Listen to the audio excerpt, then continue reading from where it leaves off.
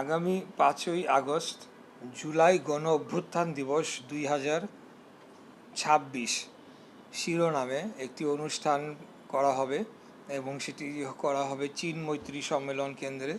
সেখানে আমাদের মাননীয় প্রধানমন্ত্রী চিফ গেস্ট হিসেবে উনি উপস্থিত থাকবেন।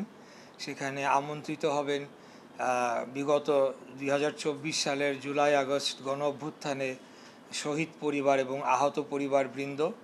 আমরা ভোর 6টায় আমরা শাহবাগে আমরা পুষ্পস্তবক অর্পণ করব এবং সেখান থেকে আমরা আমাদের কার্যক্রমটি শুরু করব এবং সেই অনুষ্ঠানে একটি ডকুমেন্টারিও দেখানো হবে। সেখানে বিগত আন্দোলনে কিভাবে বর্বরোচিত হামলা চালিয়ে নিরীহ ছাত্র জনতাকে হত্যা করা হয়েছিল সেই বিষয়গুলো দেখানো হবে এবং আমরা যারা শহীদ পরিবার এবং আহত পরিবার তাদের মধ্য থেকে কয়েকজনের বক্তব্য আমরা শুনব। এই ধরনের একটি প্রোগ্রাম রাষ্ট্রীয়ভাবে আগামী 5ই আগস্ট পালন করা হবে, যেখানে রাষ্ট্রের সর্বোচ্চ যারা কর্মকর্তাবৃন্দ সহ সকলে যারা আছেন ওনারা উপস্থিত থাকবেন। আরেকটি কর্মসূচি যেটি মন্ত্রণালয় থেকে নেওয়া হয়েছিল সেটি হলো 16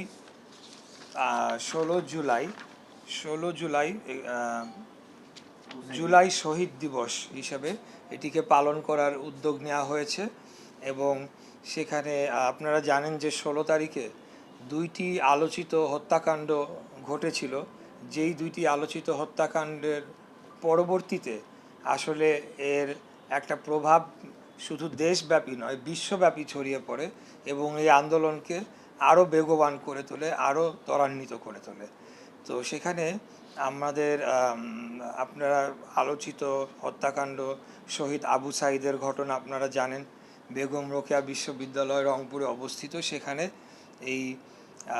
তার এই আত্মত্যাগকে স্মরণ করে রাখার জন্য একটি স্মৃতিস্তম্ভ, সেটির ভিত্তিপ্রস্তর স্থাপন করা হবে। সেখানে আমাদের মুক্তিযুদ্ধ বিষয়ক মন্ত্রণালয়ের মাননীয় মন্ত্রী জনাব আহমেদ আজম খান তিনি উপস্থিত থাকবেন সেই ভিত্তিপ্রস্তর স্থাপন করার জন্য। এর পাশাপাশি আমরা শহীদ ওয়াসিম আকরাম, যেটি আরেকটি আলোচিত হত্যাকাণ্ড, সেটি ঘটেছিল চট্টগ্রামে এবং তার বাড়ি হলো কক্সবাজারের পেকুয়াতে। তো সেই জায়গাতে আমরা একই রূপে একই মর্যাদায় একটি স্মৃতিস্তম্ভ স্থাপন করব এবং সেটি পরবর্তীতে সেটির নকশা চূড়ান্ত করা হবে, কিন্তু সেই দিন আমি সেখানে গিয়ে সেটির ভিত্তিপ্রস্তর স্থাপন করব। এটি আমাদের 16 তারিখের কর্মসূচি। এছাড়াও আমরা আজকের সভায় বিবিধতে আমরা কয়েকটি কর্মসূচি যোগ করেছি। এর মধ্যে আগামী 15 জুলাই আমরা আপনাদের নিশ্চয়ই মনে আছে যে 2024 সালের 15 জুলাই ছাত্রলীগ এবং আওয়ামী লীগ এবং বহিরাগত সন্ত্রাসীরা বিভিন্ন বিশ্ববিদ্যালয়গুলোতে তারা ক্যাম্পাসে ঢুকে ছাত্রছাত্রীদের উপরে বর্বরোচিত হামলা চালায়। বিশেষ করে নারীদের উপরে এই হামলাটি অনেক বেশি তীব্র ছিল। তো এই দিনটিকে আমরা স্মরণ করে রাখার জন্যে একটি আলোকচিত্র প্রদর্শনীর অনুষ্ঠানের আয়োজন করছি।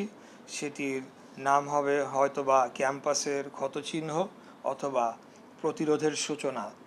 এই শিরোনামে আমরা এখনও কোথায় এক্স্যাক্টলি হবে সেটি আমি বলতে পারছি না। হয়তোবা চারুকলা একাডেমি একটা প্রস্তাব এসেছে, আরও অন্যরা প্রস্তাব করেছে যে জাতীয় জাদুঘরের সামনে এবং যেখানে আমাদের শাহবাগ স্কোয়ার যেখানে বলি সেখানে একটা উন্মুক্ত স্থানে সেখানে এই প্রোগ্রামটি করা যায় কি না সেই ধরনের আলোচনা হয়েছে।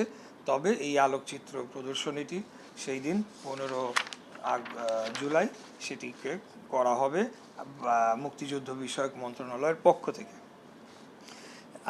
আরেকটি কর্মসূচি আমরা এখানে ইনকর্পোরেট করেছি, সেটি হচ্ছে আপনাদের নিশ্চয়ই মনে আছে যে যখন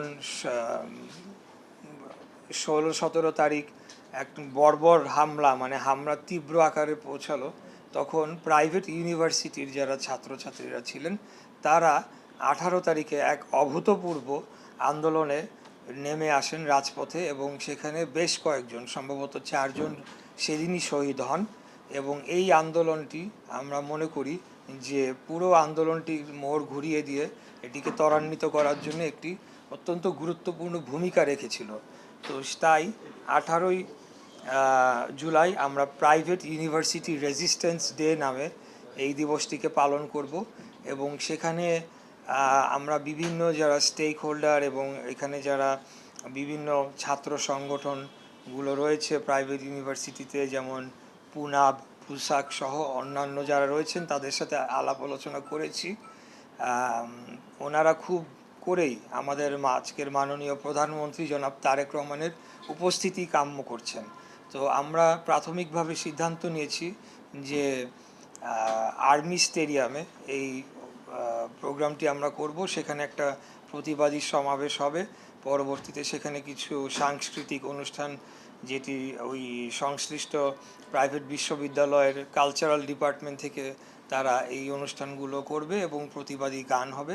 এবং যদি আমরা লাকি হই তাহলে আমরা আমাদের মাননীয় প্রধানমন্ত্রীর বক্তব্য হয়তোবা সেখানে শুনতে পাবো। তো এটির মাধ্যমে আমরা আসলে তাদেরকে তাদের যে অবদান সেটির একটা যথাযথ মর্যাদা দিতে চাই।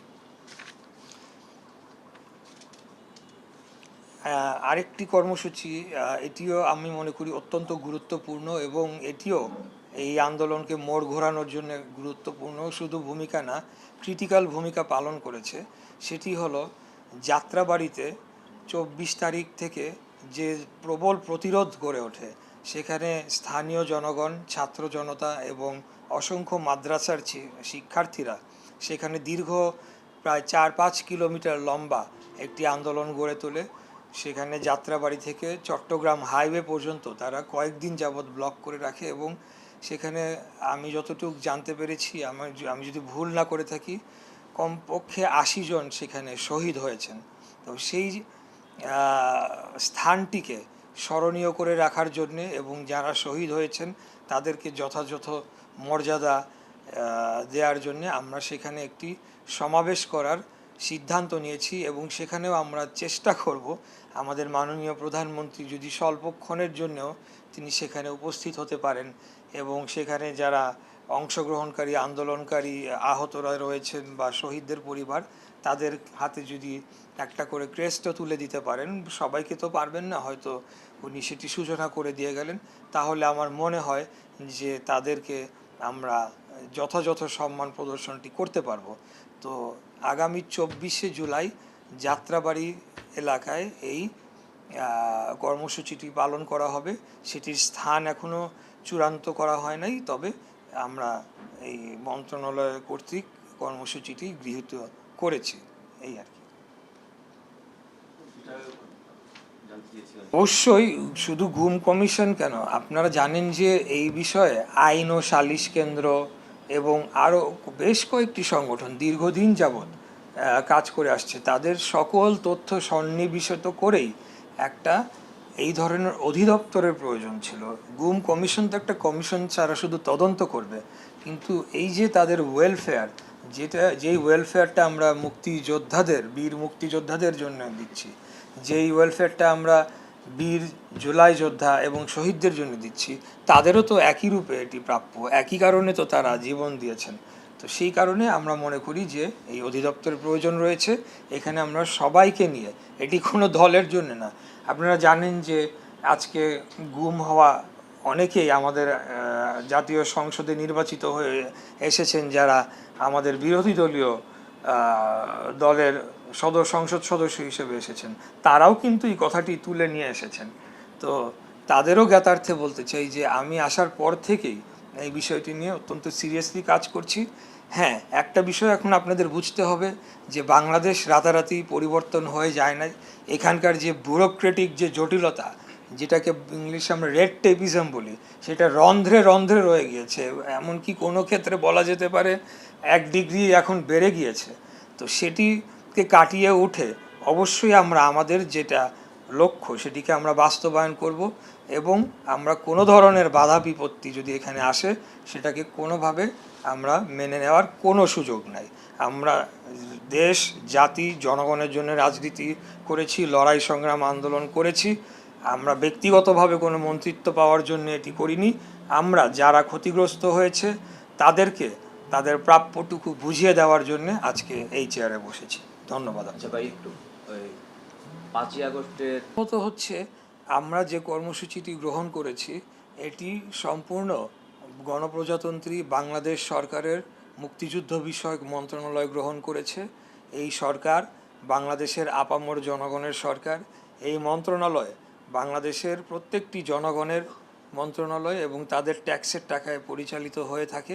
আমরা যে কোঅর্ডিনেশন মিটিংটি করেছি সেখানে কোনো রাজনৈতিক বাছবিচার করা হয়নি, সকল পক্ষকেই এখানে আমন্ত্রণ জানানো হয়েছে এবং আমরা যে অনুষ্ঠানগুলি করব, যে আমাদের যে কর্মসূচিগুলো হাতে নেওয়া হয়েছে সেখানে সকল যারা এই জুলাই অভ্যুত্থানের পক্ষে ছিল তাদের সকলকেই দাওয়াত অবশ্যই দেওয়া হবে এবং আমরা আশা করব, আমরা আশা রাখি যে তারা অবশ্যই সেখানে পার্টিসিপেট করবেন এবং এই একটা জায়গায় যাতে আমরা সবসময় ঐক্যবদ্ধ থাকি সেটি নিশ্চিত করবেন। দ্বিতীয়ত, আপনি যে সমস্যাটির কথা বললেন, এই সমস্যাটি কয়েক জায়গায় হয়েছে, আমরাও সেটা শুনেছি, কিন্তু জুলাই গণ অভ্যুত্থান অধিদপ্তর গঠন করা হয়েছে অন্তর্বর্তীকালীন সরকারের সময়। সেখানে আমার রুলস অফ বিজনেসের বা অধিদপ্তরের কাগজটি আমার ড্রয়ারে রয়েছে, এখন বের করে পড়লে অনেক সময় লেগে যাবে। সেখানে সুনির্দিষ্টভাবে বলা হয়েছে কার পরে কে পাবে, তারপরে কে পাবে, তারপরে কে পাবে। তো এখানে যদি দ্বন্দ্ব হয়ে থাকে সেটি আসলে ব্যক্তি পর্যায়ে হয়েছে, কিন্তু এখানে নিয়মের বা আইনের কোনো ঘাটতি নেই, কারণ এই বিষয়গুলো বিবেচনায় রেখেই সেইভাবেই আইনগুলো প্রণয়ন করা হয়েছে যে ভাগ হয়ে গেলে কে কত ভাগ পাবে, বাবা মা কত ভাগ পাবে, এটা খুব সুনির্দিষ্টভাবে লিখিত রয়েছে। আপনি যদি চান আমি একটি কপি আপনাকে সেটি প্রোভাইড করতে পারবো। ঠিক আছে, শেষ করে একটা প্রশ্ন ছিল। আমরা দেখেছি যে কালকে জুলাই ফাউন্ডেশনটি গঠন হয়েছিল জুলাই গণ অভ্যুত্থান অধিদপ্তরেরও আগে এবং সেটি তখন বিশেষ উদ্যোগে তৎকালীন অন্তর্বর্তীকালীন সরকারের প্রধান ডক্টর মোহাম্মদ ইউনূস, মাননীয় সাবেক প্রধান উপদেষ্টা, তিনি গঠন করেছিলেন এবং তার ঐচ্ছিক তহবিল থেকে তিনি 100 কোটি টাকা বরাদ্দ দিয়েছিলেন এবং সেখানে আরও বাইরের থেকে ডোনাররাও পার্টিসিপেট করেছিল। তো একটি পর্যায়ে যখন একটি অধিদপ্তরই গঠন করা হয়ে গেল, আপনি দুই দিক থেকেই বিষয়টি বিবেচনা রাখতে পারেন।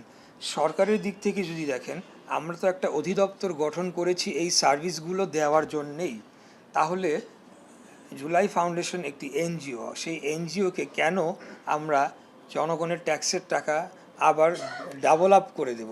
এখন তো সেটা তো মানে দুইবার করে হয়ে যেতে পারে অথবা সেটা মিসইউজ হয়ে যেতে পারে, যেখানে আমরা একটা সম্পূর্ণ আলাদা অধিদপ্তরই গঠন করেছি পুরো সার্ভিসটা তাদেরকে দেওয়ার জন্য। হ্যাঁ, এখন আসেন, আমি জুলাই ফাউন্ডেশনকে তাদের আর্থিক কি অভিযোগ রয়েছে সেটি আপনারা খতিয়ে দেখে বের করবেন, সেটির ব্যাপারে আমি মন্তব্য করব না। ওনাদের অফিস এক্সপেন্সের বরাদ্দ দেওয়াটি আসলে বাংলাদেশ সরকারের কোনো কালেই এটি দায়িত্ব ছিল না, বরঞ্চ আমি যেটি তার আগের সেন্টেন্সে বলছিলাম, ওনাদের আর্থিক যে কোনো ধরনের যদি অসঙ্গতি বা কোনো ধরনের যদি অভিযোগ থেকে থাকে বা মিসঅ্যাপ্রোপ্রিয়েশন অফ ফান্ড হয়ে থাকে, সেটি আপনারা একটু তদন্ত করে বের করবেন অ্যাজ জার্নালিস্ট, যে সেই টাকাগুলো কোথায় গেল। বিশাল একটা অ্যামাউন্টের টাকা সেখানে ঐচ্ছিক তহবিল থেকে তো গিয়েছেই এবং বাইরে থেকে কি এসেছে, বিদেশ থেকে কি এসেছে আমরা কিন্তু জানি না। ইটস এনজিও, আমরা তাদেরকে অডিটও করতে পারছি না। তো সেই ক্ষেত্রে তাদের বেতন, তাদের অফিস ভাড়া, সেটি যদি আমাদের সরকারের উপরে চাপানো হয়, এটি কতটুকু যৌক্তিক সেটি আপনারাই বিবেচনা করে দেখবেন। আমার লাস্ট একটা প্রশ্ন, সেটা হলো এই যে জুলাই শহীদদের যে সংখ্যাটা, এই যে পরিবর্তনটা, মাননীয় স্বরাষ্ট্রমন্ত্রী এবং আমাদের মাননীয় প্রধানমন্ত্রীর বক্তব্যের উদ্ধৃতি দিয়েই আমি বলবো, মাননীয় প্রধানমন্ত্রী স্পষ্টতই বলেছেন যে উনি এই আন্দোলনের এখন নেপথ্যে বহুদিন ধরেই তিনি এই আন্দোলনকে পরিচালনা করে আসছেন এবং ওনার সোর্স নেটওয়ার্ক অনুযায়ী উনি যে তথ্যটি দিয়েছেন যে এখানে 2000-এরও অধিক শহীদ হয়েছেন এই আন্দোলনে। কিন্তু আমরা আমরা তো এসেছি ফেব্রুয়ারি মাসে, কিন্তু যখন এই তালিকাটি প্রণয়নের কাজ শুরু হলো, এটি একটি নির্দিষ্ট প্রক্রিয়ার মধ্য দিয়ে কিন্তু তালিকাটি তৈরি হয়েছে। যে কেউ এসে বলল তাতে করে তো আমরা আসলে তালিকায় অন্তর্ভুক্ত সরকারের পক্ষে করা সম্ভব নয়। সেখানে সিভিল সার্জন, যেই সংশ্লিষ্ট জেলার ডিসি সহ একটা পুরো তদন্ত রিপোর্ট হয় এবং সেটি স্বাস্থ্য মন্ত্রণালয় হয়ে আমাদের কাছে যখন এমআইএস হয়ে আসে, ফাইনালি আমরা শুধু গ্যাজেটটা পাস করি। তো এখন আমরা যতটুকু তথ্য পেয়েছি বা ফিল্ড থেকে কালেক্ট করা সম্ভব হয়েছে, তার উপরেই এই তালিকাটি নির্ণয় করা হয়েছে এখন পর্যন্ত। তো বাকি আপনারা নিশ্চয়ই জানেন যে সেই সময়কার ভয়াবহ পরিস্থিতি কী ছিল। তখন লাশ গায়েব করে দেওয়া হয়েছে, বিভিন্ন কাগজপত্র গায়েব করে দেওয়া হয়েছে, মর্গ থেকে লাশ গায়েব করে দেওয়া হয়েছে। এই সব কারণেও হয়তোবা সংখ্যাটি যতটুকু আমরা আনঅফিসিয়ালি বা আমাদের সোর্স থেকে জানতে পেরেছি, অফিসিয়ালি আমরা সেটাকে ডকুমেন্টেড করতে পারিনি আর কি। Thank you.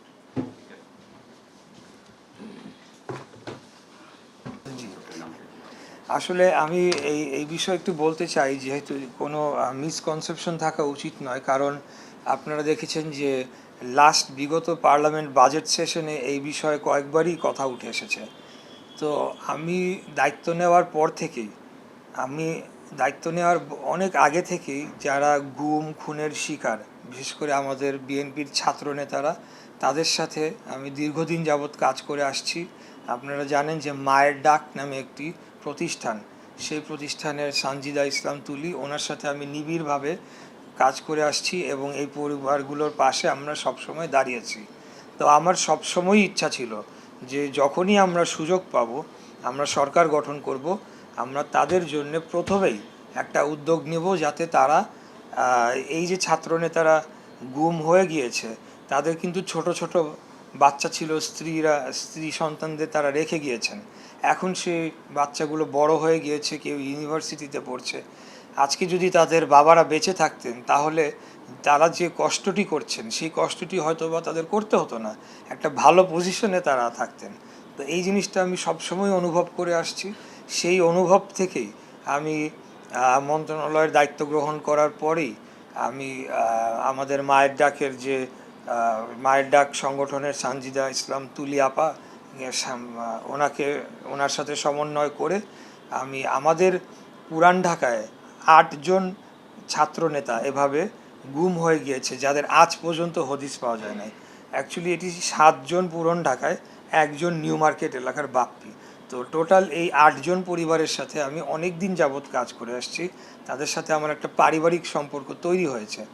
তাদেরকে আমি মন্ত্রণালয়ে প্রথম সপ্তাহে সম্ভবত আমরা ইনভাইট করে নিয়ে আসি এবং আমরা কি করতে চাই সেটা তো আমরা জানতামই। তাদের আবাসনের সমস্যা রয়েছে, আর্থিক সমস্যা রয়েছে, কর্মসংস্থানের সমস্যা রয়েছে, তাদের ছেলে মেয়েদের উচ্চ শিক্ষার জন্য যে অর্থের প্রয়োজন সেটির একটা সমস্যা রয়েছে। তো এই সমস্যাগুলো নিয়ে আমরা আলাপ করি এবং সেই মিটিংয়ে আরও উপস্থিত ছিলেন আজকে আমাদের মাননীয় প্রধানমন্ত্রীর press secretary, press secretary 2 Atiqur Rahman Rumon সাহেব, আমরা বিএনপি পরিবারের। তো আমরা মিলে বসে একগুচ্ছ পরিকল্পনা তাদের জন্য আমরা সেটি নেয়ার জন্য আমরা সিদ্ধান্ত নেই এবং সিদ্ধান্ত নেওয়ার পরে পরবর্তীতে যখন মন্ত্রণালয়ের ঊর্ধ্বতন কর্মকর্তাদের সাথে আমরা এই বিষয়ে আলোচনা করি, তখন ওনারা আমাদেরকে জানান যে প্রত্যেকটি মন্ত্রণালয়ের একটি অ্যালোকেশন অফ বিজনেস রয়েছে এবং আমাদের এই মন্ত্রণালয় কোথাওই অ্যালোকেশন অফ বিজনেসে এই ধরনের, অর্থাৎ গুম খুন 17 বছরে যারা অত্যাচারিত নির্যাতিত হয়েছেন তাদেরকে পুনর্বাসন করার কোনো রুলস রেগুলেশনস বা প্রভিশন নেই। তো আমার একটা বক্তব্য ছিল যে মুক্তিযুদ্ধ বিষয়ক মন্ত্রণালয় একটি গৌরবোজ্জ্বল মন্ত্রণালয়।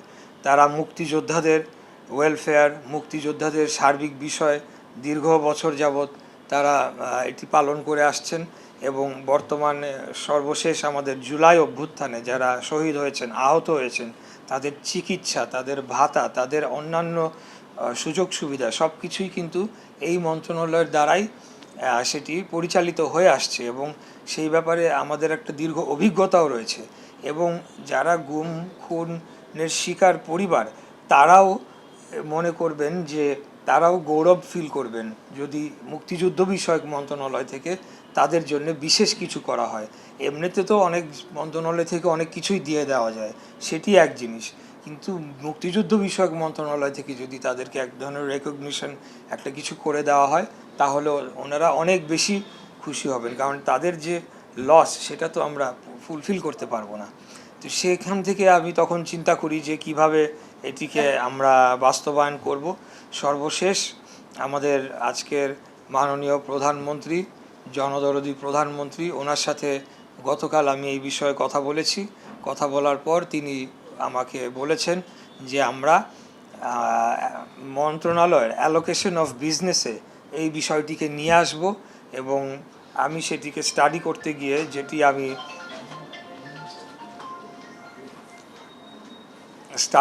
গিয়ে আমার কাছে মনে হয়েছে যে এখানে একটি, যেমন আমি কিছু পরিসংখ্যান যেটি আমি সব পড়ে হয়তো শোনাবো না, কিন্তু একটা বিশাল সংখ্যক জনগোষ্ঠী কিন্তু অত্যাচারিত হয়েছে, নির্যাতিত হয়েছে, নিপীড়িত হয়েছে এবং গুমের সংখ্যা এখানে বলা হচ্ছে সম্ভাব্য ৩,৫০০-এর অধিক, বিচার বহির্ভূত হত্যাকাণ্ড ৩,০০০-এরও অধিক এবং পুলিশি হেফাজতে মৃত্যু ৫০০-রও অধিক এবং পঙ্গুত্ব বরণ করেছে, সেটার কোনো আসলে নির্দিষ্ট নির্ভরযোগ্য স্ট্যাটিস্টিক পাওয়া সম্ভব না, এটা অনেক হবে।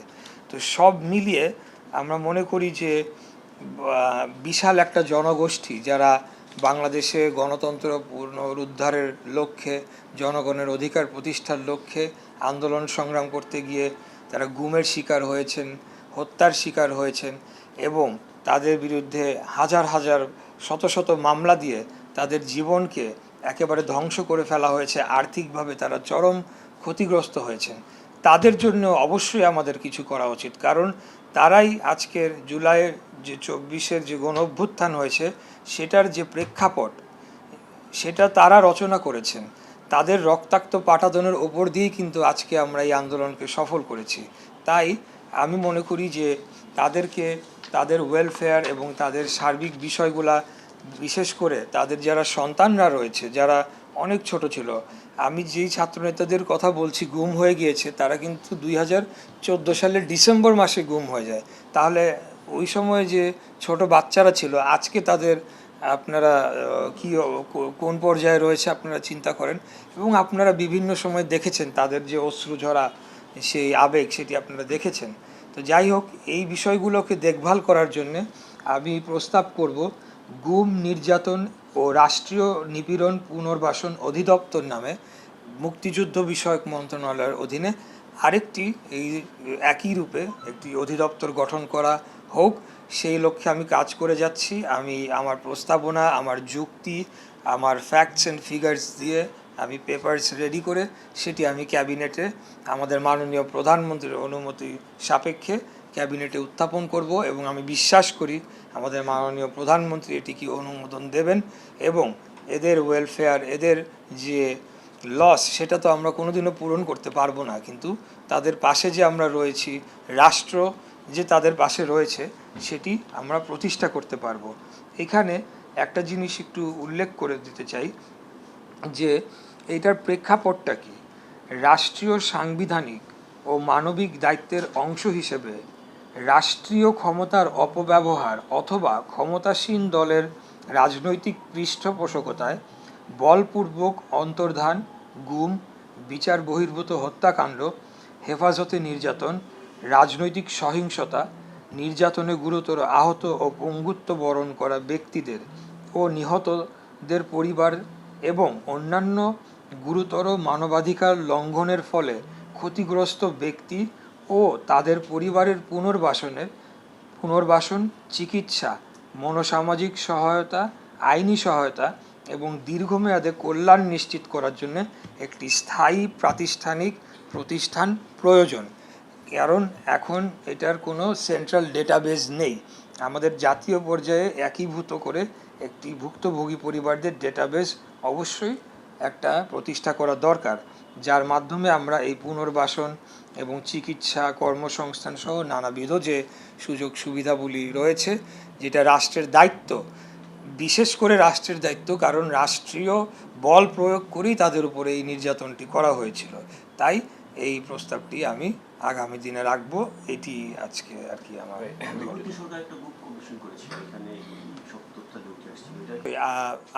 গতকাল যে অনুষ্ঠানটি হয়েছে সেই অনুষ্ঠানটি বাস্তবায়ন কমিটির সভাপতি হিসেবে আমি দায়িত্ব পালন করেছি এবং অনুষ্ঠানটির পরেই আমি মাননীয় প্রধানমন্ত্রীর কাছে নিকট গিয়েছি এবং অনুষ্ঠান সম্পর্কেও কথা হয়েছে।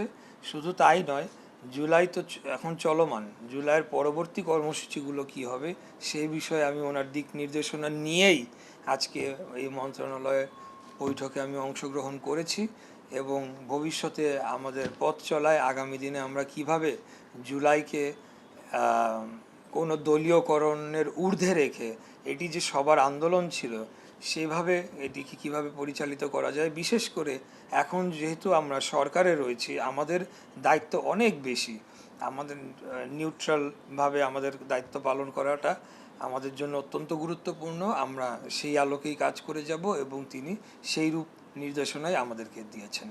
তবে হ্যাঁ,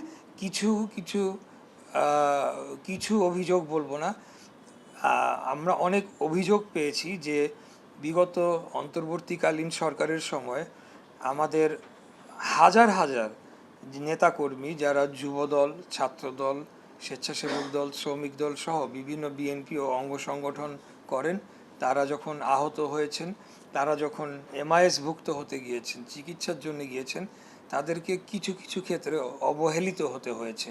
এটি আমার কথা না বা আমি রাজনৈতিকভাবে দোষারোপ করার জন্য বলছি না, আমি মাঠের মানুষ, আমি ফিল্ড পর্যায় থেকে যে ফিডব্যাকটা পাচ্ছি সেটি বলছি। তবে এটি খুব আনফরচুনেট, আমরা দেখেছি যে ওই সময় এই ধরনের আরও কিছু বিতর্কিত ঘটনার জন্ম তারা দিয়েছিল।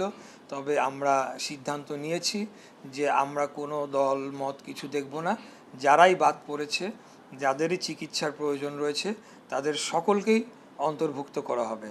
ও সবশেষে লাস্টলি বলতে চাই, এখানে আমি একটু আগে যেটা বলেছি যে গুম, খুন এবং নির্যাতিত পরিবারদের জন্য আমরা যেমন গৃহায়নের একটা উদ্যোগ নিতে চাচ্ছি এবং মাননীয় প্রধানমন্ত্রী এ ব্যাপারে পজিটিভ হয়েছেন, একইভাবে আমরা জুলাইয়ে শহীদ পরিবারদেরকে দিয়ে শুরু করে পরবর্তীতে যারা আহত, যারা পঙ্গুত্ব বরণ করেছে তাদের জন্য আমরা গৃহায়নের ব্যবস্থা করব সরকারের পর্যায় থেকে। এটি আমাদের ভবিষ্যৎ পরিকল্পনার অংশ হিসেবে রয়েছে।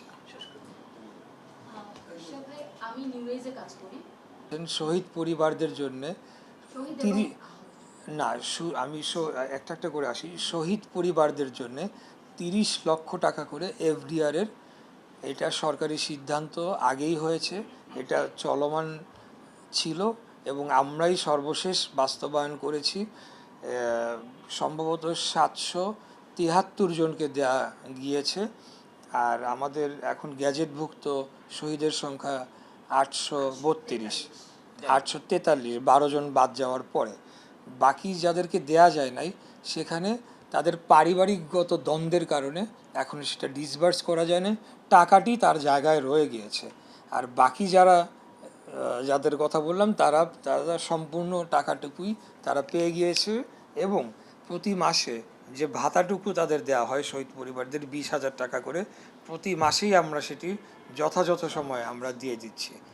কিন্তু একটি 5 লাখের যে অনুদান, 5 লাখ দেওয়া হচ্ছিল অঙ্গহানি হয়েছে যাদের, এটার যে একটা বরাদ্দ ছিল যেটা 3037 কোটি টাকা ছিল, সেটা আসলে আরো 237 কোটি টাকা আসলে দেওয়া হয়নি। আপনি হয়তোবা জেনে না থাকতে পারেন যে চিকিৎসা বাবদ আমরা 1000 কোটি টাকার উপরে ইতিমধ্যে আমরা যারা আহত তাদের পেছনে আমরা খরচ করে ফেলেছি। আমরা বলতে বাংলাদেশ সরকার খরচ করেছে, সেখানে থাইল্যান্ডে একটি বড় গ্রুপ চিকিৎসা নিতে গিয়েছে, রাশিয়াতে গিয়েছে, টার্কিতে গিয়েছে। অতএব পুরো টাকাটাই তাদের পেছনে ব্যয় করা হয়েছে এবং এখনও সেটি চলমান রয়েছে। এখনও যখনই যেই রিকোয়ারমেন্টটা আসছে সংশ্লিষ্ট দেশের দূতাবাসের মাধ্যমে আমাদের কাছে আসলে আমরা আমাদের অর্থনৈতিক অবস্থা যাই থাকুক না কেন, আমাদের মাননীয় প্রধানমন্ত্রীর খুব স্পষ্ট নির্দেশনা যে এই বিষয়ে আমরা কোনো ধরনের কালক্ষেপণ করব না, আমরা সরাসরি বরাদ্দটি দিয়ে দেব।